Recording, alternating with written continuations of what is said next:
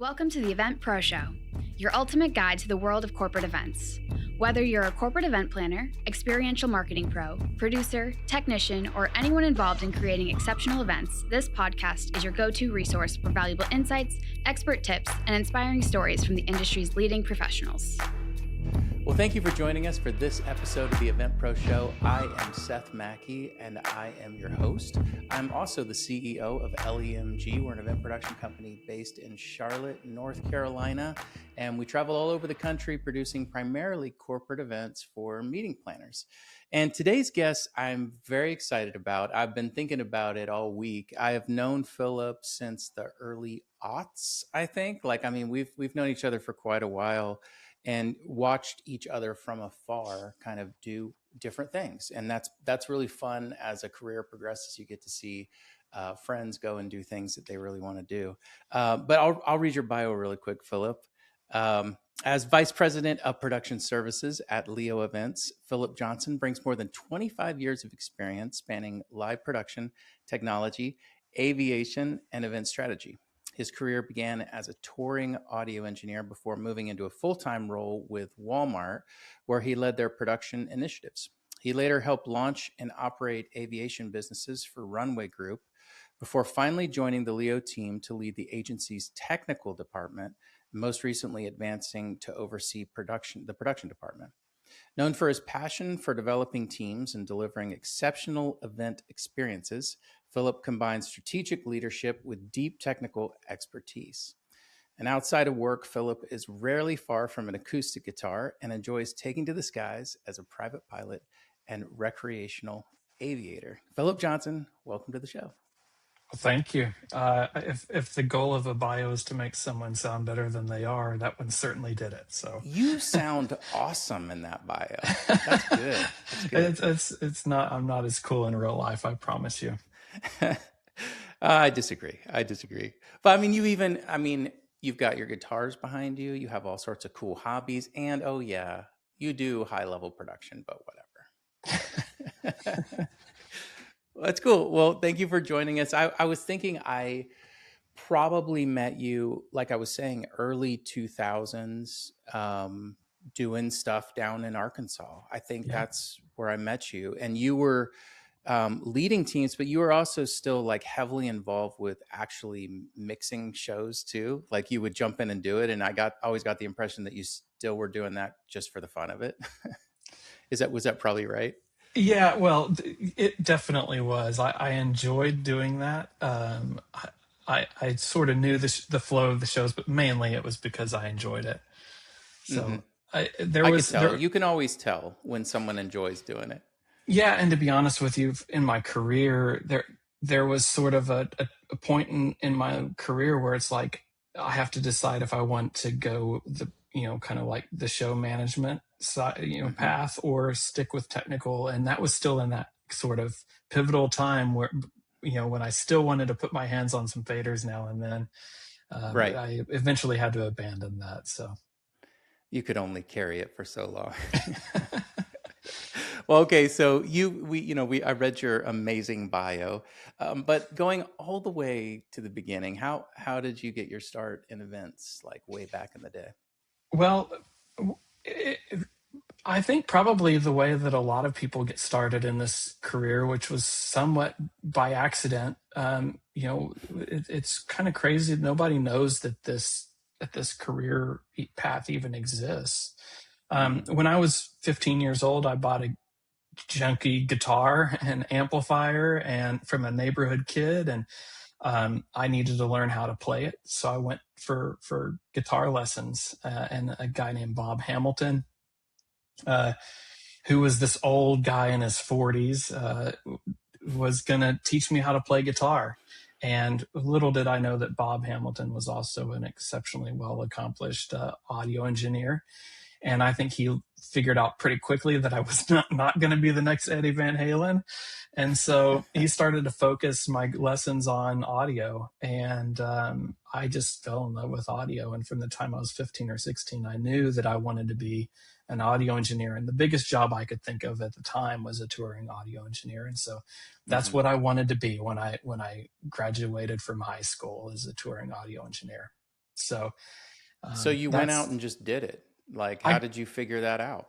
I kind of did. I had a little bit of a meandering path, though. I went, I didn't go to college or university. I went straight into working at a metal fabrication shop where we Mhm. cut metal with lasers, and but I had this dream of being a touring audio engineer, and I just didn't know how to break into the industry. I didn't come from any means. I didn't wasn't from an urban area that even really had any ability to go to a production company like the one that you run. I didn't have anyone like that to just walk into their shop. So I moved up here to Northwest Arkansas, started working at a metal shop, and there was a touring act that was coming into town, and I decided, you know what, I'm going to go volunteer and kind of help be their systems tech, and just figure out a way that I can plug in. And I did that. And by the end of that show night, they said, "Hey, our bass player's leaving the band. Long story short, our audio engineer is gonna. He's a great bass player. He's going to step into playing bass, and we need an audio engineer. Will you come out on the road with us?" And I was like, "Sure." And See, there, that's crazy because, like, that I would, if someone told me they were going to do that, I'd be like, that's not really how it works. But yeah. you made it happen. Well, I don't. I think I just fell into.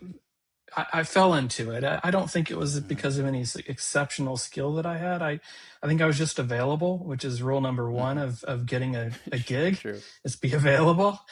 Yeah. Um, and there again, like Travis was the audio engineer's name that was going to go play bass, and he's a phenomenal audio engineer. So not only did I get to go out on tour, but I also got to be under sort of his mentorship.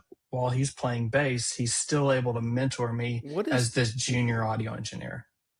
what's Travis's last name? Brockway. No way. Yeah, This is Travis Brockway. yeah, yeah. Oh And my gosh. Okay. who's So that's a whole another yeah, aside story who's right a there. fantastic friend of mine to this day, and I owe a lot of my career success to Bob Hamilton and Travis Brockway. They kind of broke me Amazing. into I the never business. knew that. I've known Travis for a long time, and he's fantastic. I didn't know that tie-in there. That's Yeah, amazing. yeah. That's amazing. All right, show's over. That's all I needed to know right there.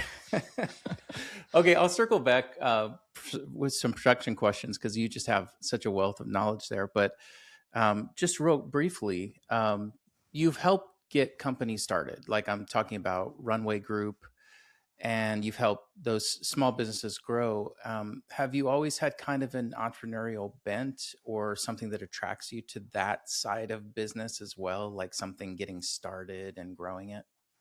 Yeah, well, with Runway Group, I that was an established company that I came in and established some kind of sub companies under that header, and Okay, then yeah. certainly I've gone on to play some kind of entrepreneurial roles. Yeah, I think I just am always, when I was younger, I always was looking, I wanted to be 30 so bad I couldn't see straight because I wanted to be seen as an adult, and not be looked on upon as a kid from adults. But I also wanted to remain relevant to younger, people in their 20s. And I felt like 30 was sort of that sweet spot.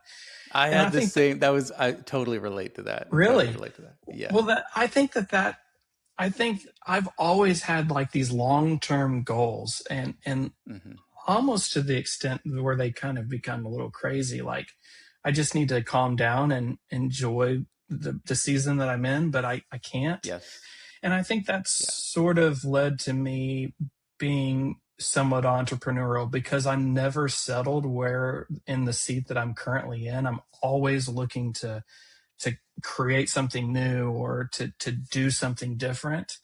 And I seek out areas that need to be improved, and I like just go after them. And I think that that's resulted in me playing in some entrepreneurial roles in my career. Absolutely. Because you've thrived in totally different, like radically different environments where At Walmart, that's a giant, you can't get any more giant corporation, but what you did was very entrepreneurial. You had to have creativity and you were solving problems. And then you work at what is defined now as a small business. I mean, it's a few hundred people maybe, but it's not like a major corporation, Right. and you're thriving there as well. And I think the thread, and then, with Runway Group, I think the thread is having that entrepreneurial bent, meaning you don't accept things for how they exist. You're thinking like, why not? Why can't we do that? Or what's a better way to do that? And that to me is that entrepreneurial thing. And you also were mentioning wanting to be 30, but also you live it sounds like you live in the future a bit, like you have plans, like you're always thinking about that. And that to me is like, that resonates with me. And I have to be careful when I'm with people that are operators, like day-to-day operations people, because I have to remember like that whenever I'll be like, hey, in 5 years, right, we're going to do this. And they're like, hey, can we get through this week? Exactly. Can we? I'm here to get through this week. So I have to be careful, know what room I'm talking to, who I'm talking to. I totally relate to that. So you have, as I was mentioning, you spent time on both sides of the client vendor relationship. So I'm speaking specifically now of getting back into the event realm. I think you're unique in that. I don't know many people that have seen both sides. And so just for people, the context of that is what I just said.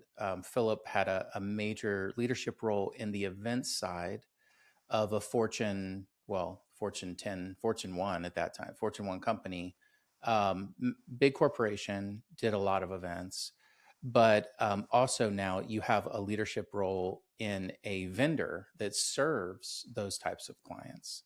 And so now thinking about mental paradigm on both sides of that, like when approaching a large corporate event, what are the differences in how a client approaches the event versus how a vendor does? Like, do you see differences in the mentality of like, as you're both careening towards this event, where's the mental space for both sides? Well, there's a lot to that question. I've certainly learned a lot, and post post my corporate career, I've seen a lot of clients, both sophisticated and unsophisticated clients, and even that there's a distinction between that. People that have a proper built out events department inside of their company, or maybe it's just someone who is the events department or even moonlights as the events department for their business. And so there's sure. different approaches everywhere. What I learned when I was at Walmart is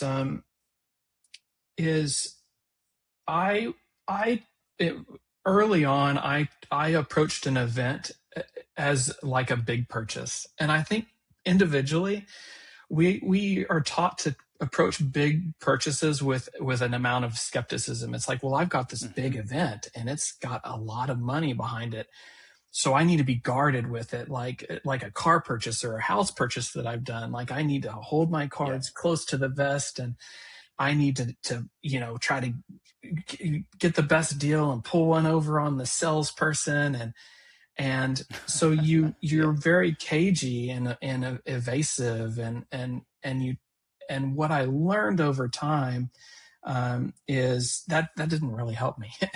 It didn't serve me, and it didn't serve my company, because really I was working with high quality companies who were trustworthy, and really what would help them succeed is transparency, and for me to treat them as more of a partner. And I know the word partner is a little bit of a taboo word in the business world, but treat them as more of a production partner rather than a used car salesman. Yes. And when I pivoted and started to realize that I could trust those individuals. Now I still had high expectations, and I still held them to a budget. Like at the end of the day, nothing really changed except for I was open and I would answer questions honestly and I was candid with them. And to the extent that I could share information with them and still maintain that client vendor relationship, I did. And that really helped them get to the answer faster, get to a better solution. And sometimes they would come back and give me solutions that I hadn't even thought of. And so when I started to treat it as more of a relationship than a transaction, things just went a lot smoother and everyone frankly was happier and it was more efficient. I wish that I could make a poster out of everything you just said. Just dealing. Okay, so there's a few parts of that because you said it was a complex question. You answered it really well. But you're talking about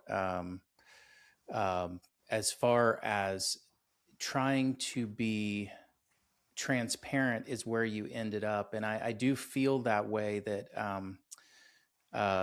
you have client contacts that maybe are new to doing large things like this, and they feel responsible and they're going to do it in a way that someone's trying to get them.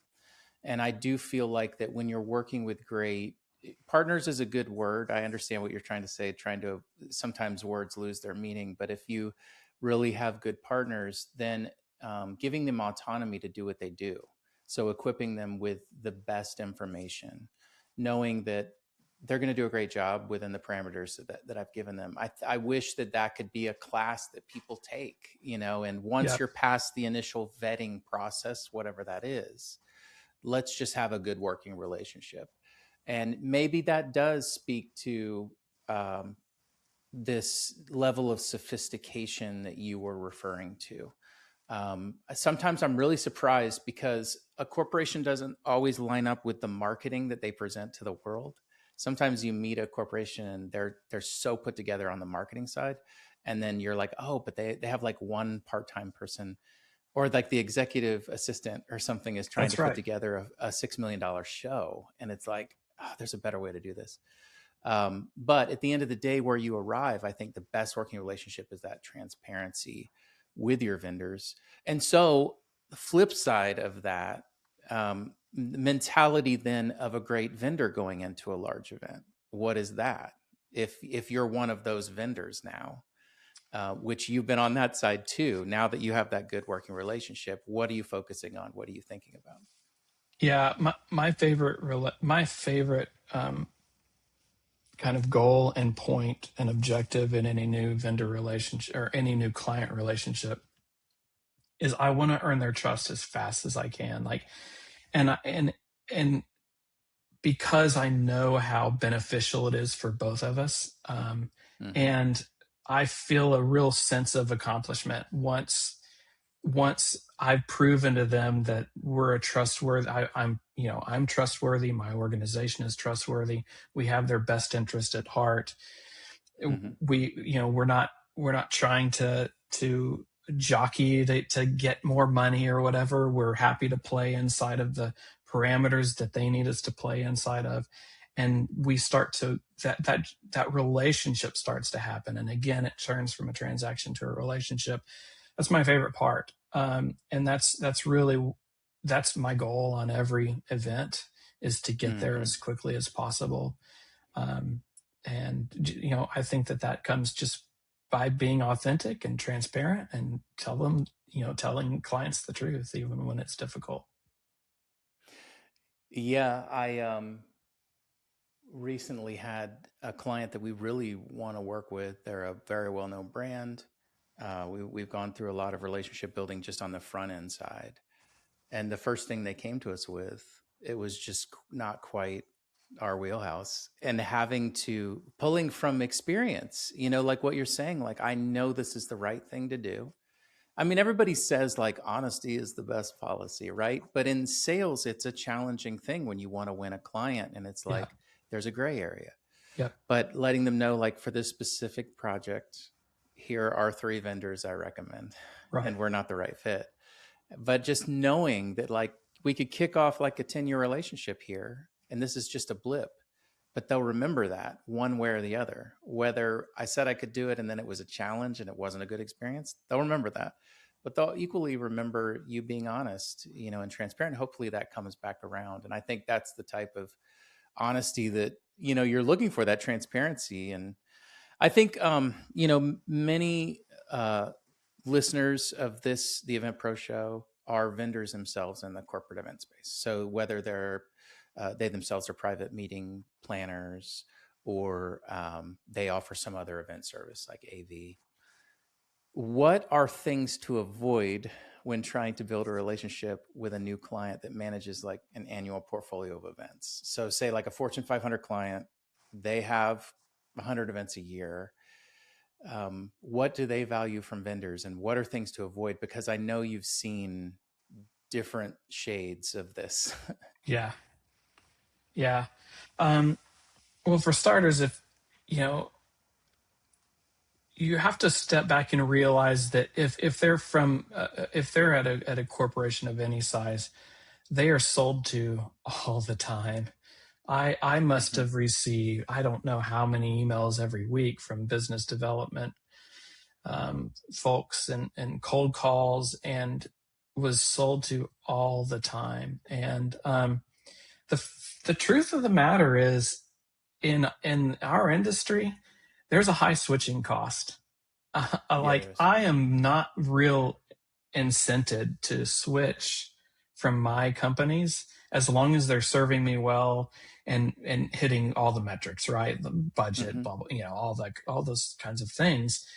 I'm Right. not real incented to change, to switch from them. Like, they know who I am, they know the gig, I can trust them. Frankly, I'm betting my next promotion on them being successful. Like, Yeah. there's a lot I of, think that's a big one right there. it's Mm-hmm. huge. Like, I'm literally betting my next promotion on this company being successful on this event. And that's a major thing that creates this big switching cost, this big moat for the people who I currently work with.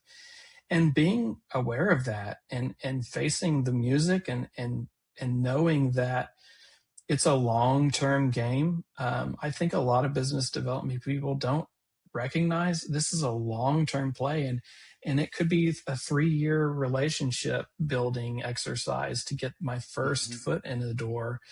And I felt like a lot of people just wanted, like, give me a show right now, and it's like, it I doesn't need to work hit my that way. numbers this month. Right.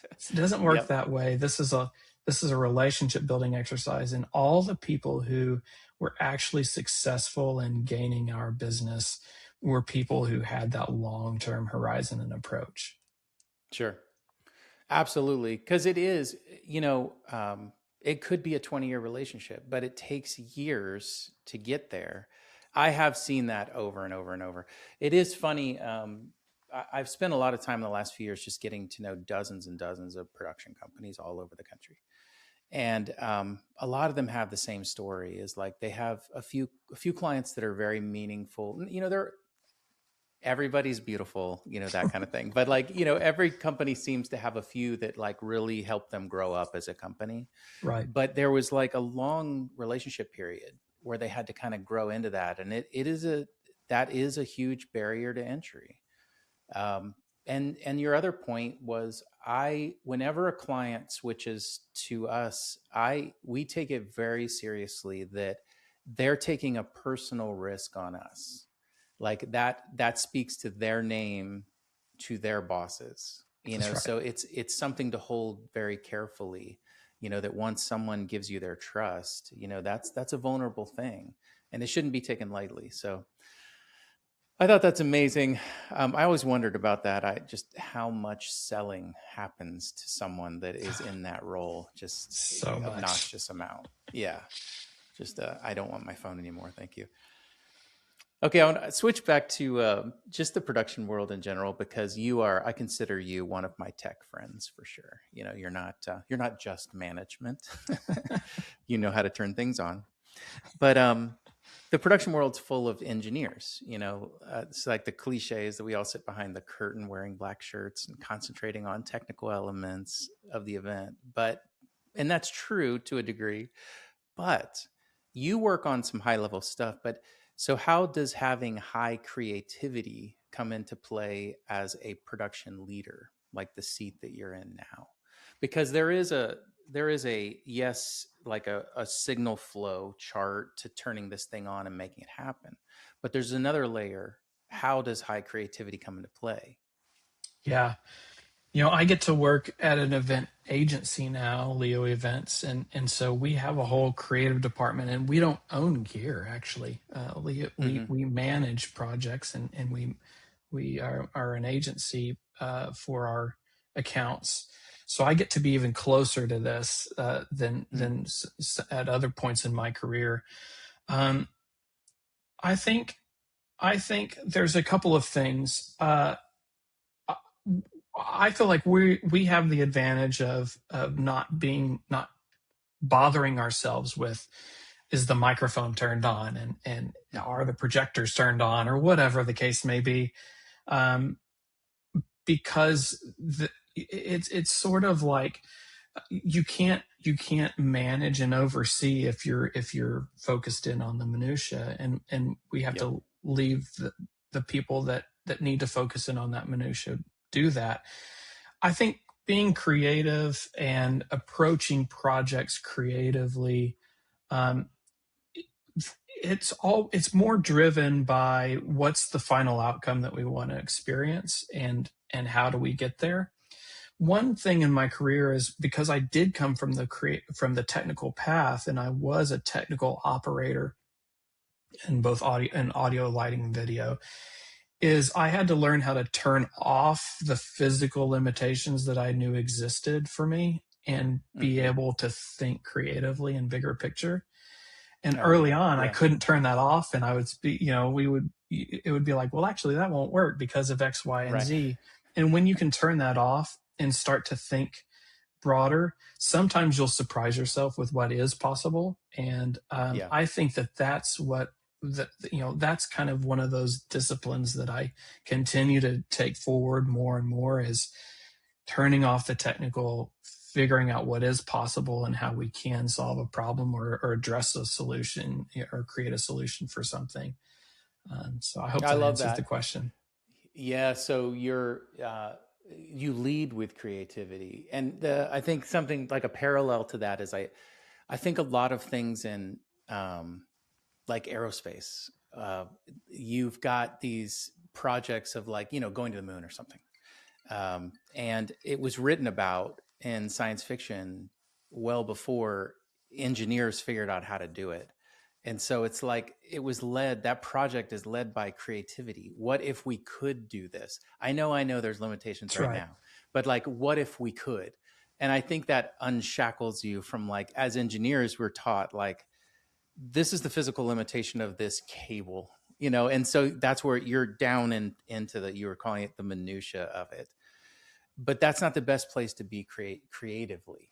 It's more like you need to either have someone that thinks creatively or be able to switch hats. And that is a skill, I think, that needs to be developed, and something that I relate to too, moving from engineering to more the management side, is being able to put that down and see it creatively, and even from the client side, what do they see as a creative success, and then coming and engineering a solution. So that's an interesting, you're kind of in the middle of those two worlds at your current role, is that Yeah, correct? yeah, I am. So you're at a table and there's creatives, everybody's talking about what, hey, we want to make ice cream on top of a tree or whatever. You're like, that's cool, but that tree is 200 feet high, and there's no power or whatever. So you have to kind of like bridge those two worlds. Yeah, and I just find that there are some meetings where you don't talk about the physical limitations. It's just not helpful. It's not helpful to Yeah. the process or the conversation. And you take away some of the ideas, and come back with what's possible. Oh, I love that. I think about business ideas a lot, and just talking to people. I love talking to people that are like, I want to start a business that does whatever. And I think that it's so valuable to say, like, just for a week or something, just give yourself some time where you don't think of the why it can't, but just like get it all out, like what you want to do before you start coming up with objections, because just let the creativity flow. So what a cool place to be in skill like you, but it must kill you sometimes where you're like, Oh, That would yeah, be for fun if we sure. could do that. But For sure. And some things are just so crazy that you just knock it down right there on the spot. But I don't know, right. you'd be surprised. There's been a lot of times over the course of my career where things like we just did. We did think of it completely differently and it was successful. And it worked. Yeah, Yeah. absolutely. Yeah. I love it. Giving space for creativity. And you're, this is another, I guess, an argument for the client, but what's the value for the client in investing in higher level of production and creativity within their events? Meaning, why not just do the minimum and shop for the absolute lowest price from their event service providers or production providers? Why invest in better? Like, because there's like good, better, best levels in production, and I think they all have value, but there's a point where you get to, where it's like they're considering, like, why would we invest? We've always done it this way. Yeah. Well, I think this is a big one. I know this is a pretty hot topic. I bring a healthy level of bias to this question, so I may not be the best person to ask. But Oh, I love it. Bring your hot topic or your hot I'm answer. super biased. Here's the thing: we don't typically host corporate events for chicken and hotel rooms and flights. Like we do it for the messaging that we need to get across, and and Right. and but yet the way that we often approach our corporate events is, well, the chicken is a fixed cost, the flight is a fixed cost, the hotel room is a fixed cost. I can't move those beyond whatever contract I was able to negotiate. Those are fixed. What's my only variable cost? And it's oftentimes production. Yeah. And, you know, that's unfortunate because it sort of loses the plot, right? Like, we literally got these people here to disseminate a message and to motivate and inspire and make the attendees feel a certain way and make them feel appreciated, or whatever the goal for that meeting was. And in 2 weeks time they'll forget about the chicken, they'll definitely forget about the hotel room and the flight, and the only thing left at that point is the message that we and like the what new information we were able to share. And so I just kind of feel like it loses the plot when our only variable expense we start to really, put our thumb down really hard on, because Yeah. that's the purpose is to get the message out of it, and that's the experiential side of what the attendees really do feel when they get there. Right. Like, what are we doing here, y'all? Like, we we can all take flights anywhere, and this, I love that take of this chicken's okay, but that's not why we're here either.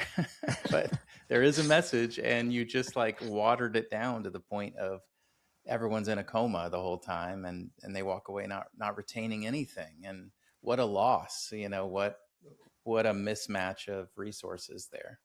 And maybe the message is still okay, but it's fraught with technical challenges that are, difficult to sit through as the audience or what have you. Yep. So I love it. And when you're at Leo, when you're approaching a new client or an event, I guess the question is, where does your team start when building out a technical solution? And then how are you approaching it? And is it different? Like, when this is a brand new thing that's just yeah, come in, where's your mind? yeah, we're pretty unified at Leo with how we approach this kind of stuff, and it always this is going to sound like the most canned question. If you need to edit this answer out, you can, because it may be No, I pretty got to keep it. boring. But we really do, like, what is the client trying to solve? Like, what's the goal of whatever we're doing? And it, again, how do we want the audience to feel? What do we want them to experience? What do we want them to feel when they leave? What message? What's the one message that we want them to take away? And it's like everything focuses on that, and we Mm-hmm. can use a lot of different tactics to get there, and whether it be creative approaches or technical approaches or whatever the case may be, but it's all in search of a solution for a problem. It's not really a problem, but it's all a solution in search of addressing a need that our client has. Love it.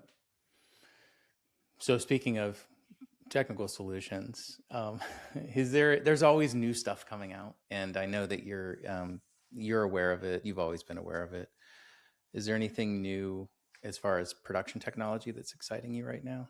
Yeah, and it may not be the answer that you expect. I mean, there's tons of new LED technology, and um, the audio technology now is amazing. Kind of Mm-hmm. some of the more cutting edge stuff where we can really steer uh, audio at a lower frequency, which improves the listening experience and gain before feedback and all of that. But the technology that's most interesting to me right now is, I'm sorry we can't get through a podcast without saying it, Oh no, AI interpretation is incredible. It's it is. incredible, and I think we're just on. We've like got our first little taste of where that technology can kind of start to help us. And you're So talking specifically language interpretation? language interpretation. So Mm-hmm. whether and for all sorts of different accommodations that need to be made, whether it's folks who need just same language translation because they need to be able to read, and they can't hear the spoken word or whatever, all the way to they speak a different language, and it's like the first time that we've economically, even down to the smallest of small events, they can afford this technology that makes their message more accessible to their audience, is mind-blowing. I It's not, agree. I agree. it's crazy. And it's pretty accurate. It's getting better all of the time, and I Mm-hmm. think it's just the our first foot in the door of learning how we can utilize AI to distill information from a show and distribute it, afterwards, or whatever the need may be.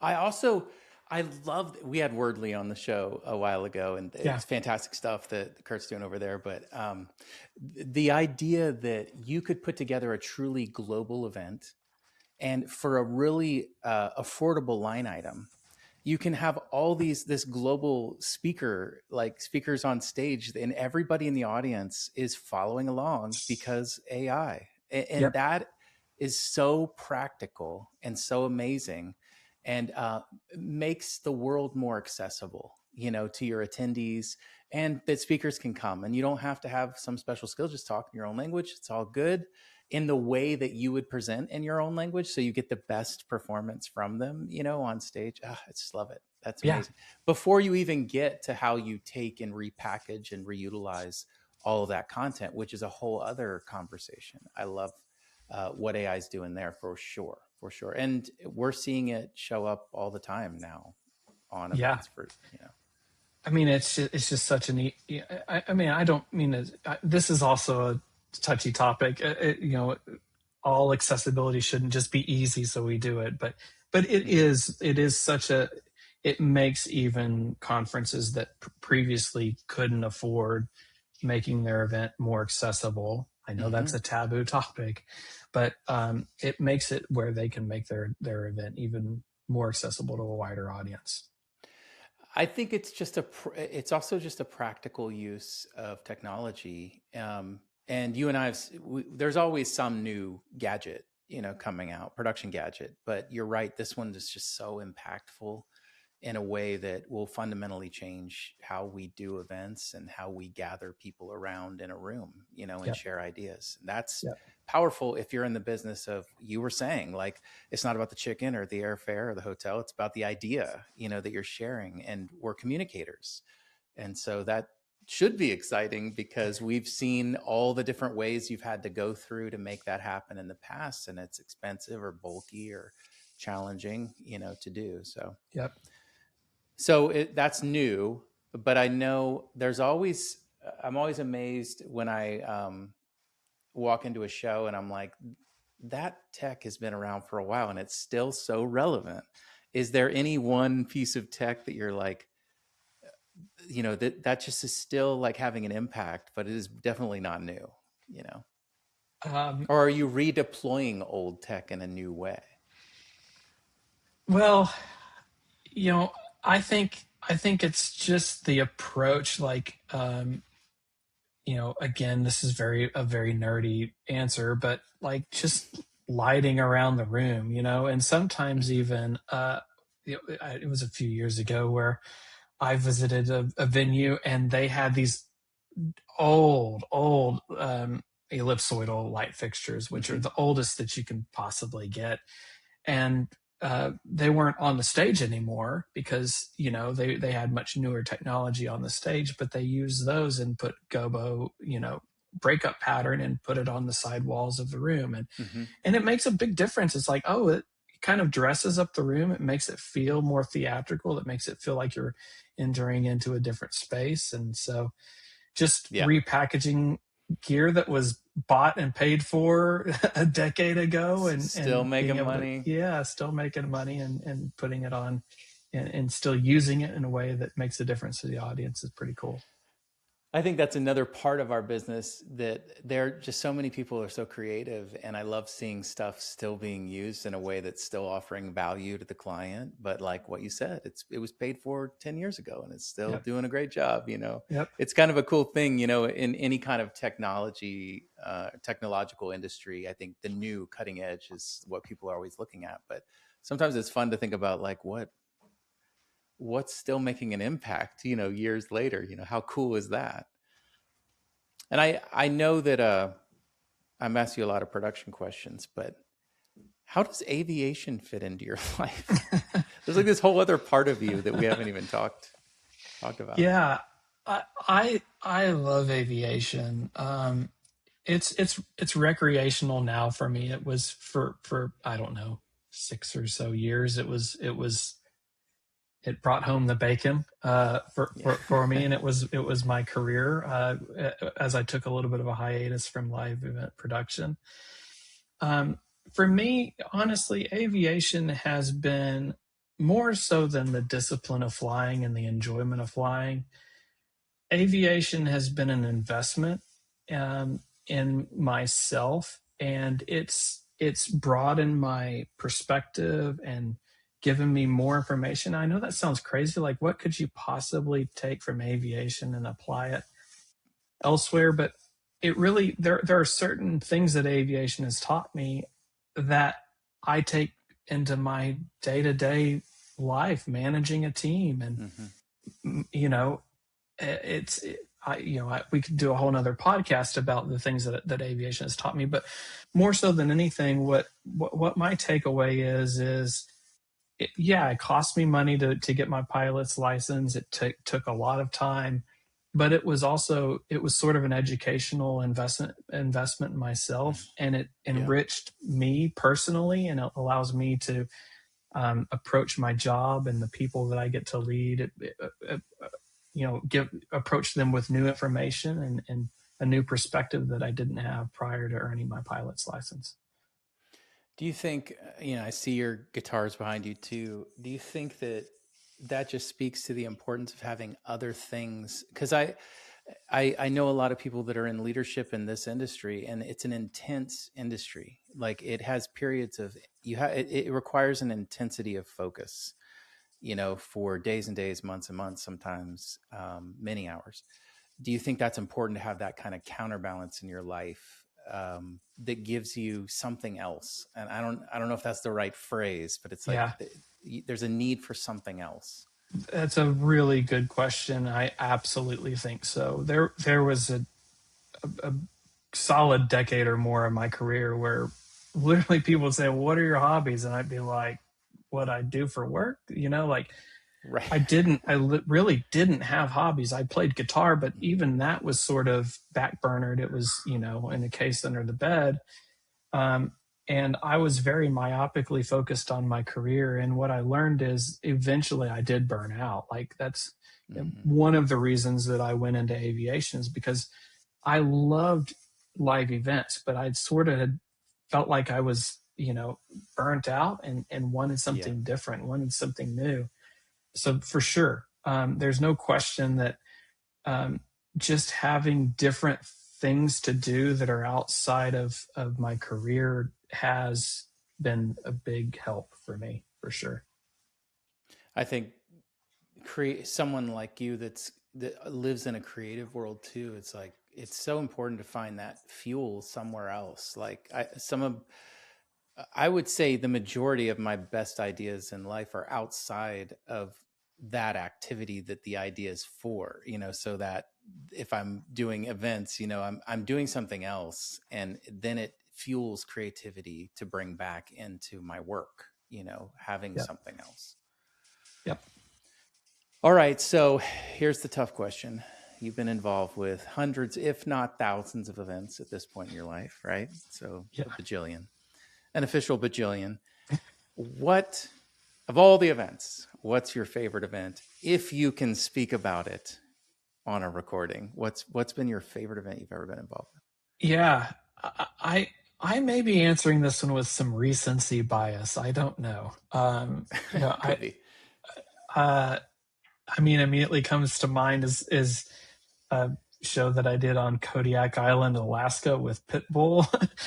But then I What? thought, wait, that wasn't the best show I ever did. That was one of the worst shows I ever did. That was a painful experience. I did all that. I did a show with Pitbull It on sounds Kodiak cool, Island, though. and I planned it all inside of a week. Like that was terrible. I never want to Whoa. do that again. Um, this is some recency bias, perhaps, but it is one that I'm very proud of. We recently produced a very large corporate event in Allegiant Stadium in Las Vegas, which is where the Las Vegas Raiders play. And Very cool. it's the largest show that's ever been put into Allegiant Stadium to date, when as measured Whoa. by weight on the roof structure and rigging kind of nerdy stuff. Right. It was a big show, the biggest show I've ever produced in my career. And I was not the producer per se, but I got to lead that show. And just the thing about a large show like that, where there are hundreds of people on site that I get to lead, is just it's so amazing to see people who are just the world's best, and you just, I've always said, you feel like you can just run through brick walls when you have a team like that beside you. And it was a wonderful event. I wish I could do it again tomorrow. So love it. See, that's the thing. It hooks you, right? Like, yeah, now you got to do it again. that's right. That's right. You got to chase the dragon, man.